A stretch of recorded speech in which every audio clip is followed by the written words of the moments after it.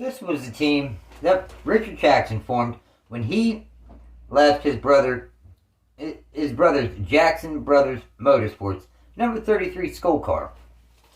The Precision Products Racing number 1 Skull Classic automobile was driven by Terrylabonte in the team's debut season in 1990 and their debut race in the Daytona 500. They had a fantastic debut, leading 7 laps and finishing second. Labonte's best start that debut season was second in Watkins Glen, and his best finish was second in the Daytona 500. Overall, Labonte scored 0 poles, 0 wins, 4 top 5s, and 9 top 10s, finishing 15th in final point standings. Irv Orr ran both the road course races in Sonoma and Watkins Glen in a second team car, the number 0 Skull Oldsmobile, finishing in the top 10 both occasions. Then in 1991, Labonte left the team at the conclusion of the 1990 season. He was replaced by Rick Mast. His best start was 3rd in the spring at Dover, and his best finish was 4th in the Daytona 500. Overall, Mast was able to score 0 poles, 0 wins, 1 top 5, and 3 top 10s. Rick and the team ended the 1991 Cup Series season 21st in final point standings. For 1992, PPR and Jackson kept Rick Mast behind the wheel full-time as the driver of the number 1 Skull Classic Oldsmobile.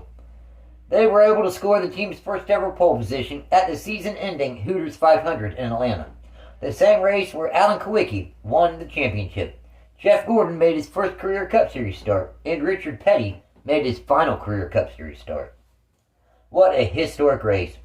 Sadly, Mast was taken out in a lap 1 incident involving Hut Strickland and Brett Bodine. Also, the team fielded a second car for the last time ever at Sonoma for Irv Orr one more time, finishing 41st following a blown engine. His best finish was 9th in the fall in Martinsville. He only scored that 1 pole and the lone top 10 finish all season, finishing 22nd in final points. Now, Richard Jackson's first real taste of NASCAR came in 1982 when he fielded a ride for the then Busch Series for his daughter Lisa. She ran the race in Asheville, finishing 17th. Well, 10 years later, Jackson got back into the Busch Series when the team began fielding the number 0 Skull Magic Mart Oldsmobile with Rick Mast behind the wheel. Mast did alright, scoring 2 6th-place finishes and 3 top 10s overall in 11 starts. Then, for the 1993 Cup Series season, PPR had Mast back again in its number 1 Skull Classic Ford.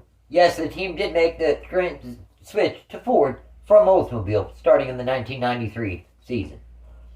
His best start was 2nd in the spring in Richmond, and his best finish was 5th in the fall in Bristol. Rick's numbers did improve some over the previous seasons, 1 top 5 and 5 top 10s, ending 1993's Cup Series season 21st in final point standings. Mast also ran 5 Busch races for the team in the number 0 Skull Classic Oldsmobile Chevrolet. Yeah, they ran both.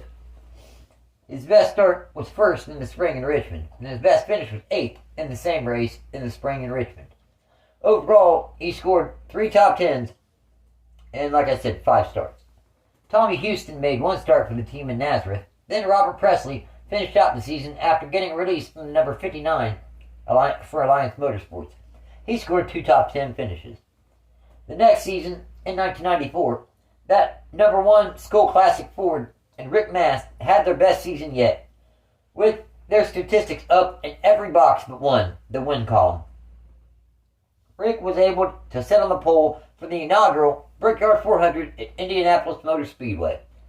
His best finish was 2nd in the fall in Rockingham.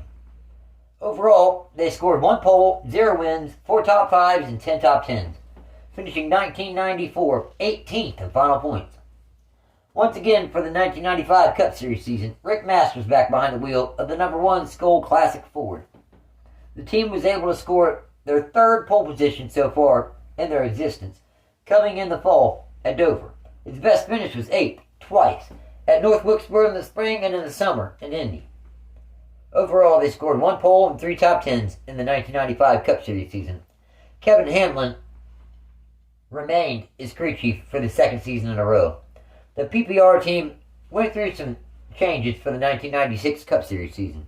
The team switched from Ford to Pontiac, and the sponsor went from Skoal to Hooters. Mast's best start was second in the fall in Dover, and his best finish was fourth in the fall in Martinsville. Overall, they scored 1 top 5 and 5 top 10s, en route to a solid top 20 points finish, 18th. At the end of the season, Mast would leave to drive the number 75 Remington Arms Ford for Butch Mock. Jackson would sign Morton Shepherd to drive full-time with a Delco Remy America and Cruising America phone cards sponsorship. The team was fast right out of the box in 97, but after 14 races, Shepherd and Jackson parted ways temporarily. Shepherd was replaced by rookie driver and team spotter Jerry Nadeau. He made 5 starts with a best finish of 30th in the summer in Daytona, before Nadeau left the team. Mike Wallace came in to attempt the 1997 Brickyard 400, but failed to qualify. Now, Precision Products Racing chassis specialist Lance Hooper took over the driving duties for the next 6 races. He did D&Q for Loudon, but did score a best finish of 24th twice. Morgan Shepherd returned to the team to drive the number 1 R&L Carrier's Pontiac, though he did D&Q twice in those final 7 races. Shepherd's best finish throughout all the starts he made all season was 3rd in the spring in Atlanta. Overall, 19 starts, Shepherd scored 1 top 5 and 3 top 10s. In the off-season, DEI and PPR switched numbers, giving the number 14 to Precision Product Racing and the number 1 to Dale Earnhardt Incorporated.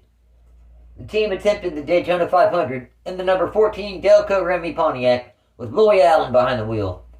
They only attempted one more Winston Cup race, the Brickyard 400 at Indianapolis Motor Speedway with Lance Hooper behind the wheel. They D&Q'd for both races, bringing an end to the team's Winston Cup program. The final thing that Richard Jackson would have to do with Winston Cup until he would serve as crew chief for Lance Hooper in the number 47 J.J. Baker Custom Homes Ford, owned by Dark Horse Motorsports, in 2001. The team only qualified for 1 of the 4 races it attempted over the next 2 seasons. Jackson made the decision to move down to the Busch Series permanently, after not being able to find a sponsor for his Cup Series program. They fielded a number 23 World Championship Wrestling Pontiac for Lance Hooper to drive. They ran a part-time schedule only. The team did not find the success they were hoping for. Hooper did qualify 2nd at Richmond, but was never able to finish better than 18th all season. From there, PPR dropped down to the ARCA Series, starting the season with Lance Hooper behind the wheel of the number 47 Lucas Oil Pontiac. Hooper did score 2 top 10 finishes. The team then fielded a number 90 Invincible Sportswear Ford for Indy driver John Herb at the 2 dirt tracks on the schedule. Herb was slow, finishing way off the lead lap, attempting but D&Qing for his first asphalt race in Atlanta. For the 2000 ARCA season, the number 47 ran more often, with Invincible Sportswear and WorldBestBuy.com serving as the primary sponsor. Herb ended up finishing 11th on 3 separate occasions. The team's final race was at Daytona in 2001, where Herb wrecked 29 laps into the race, finishing 35th.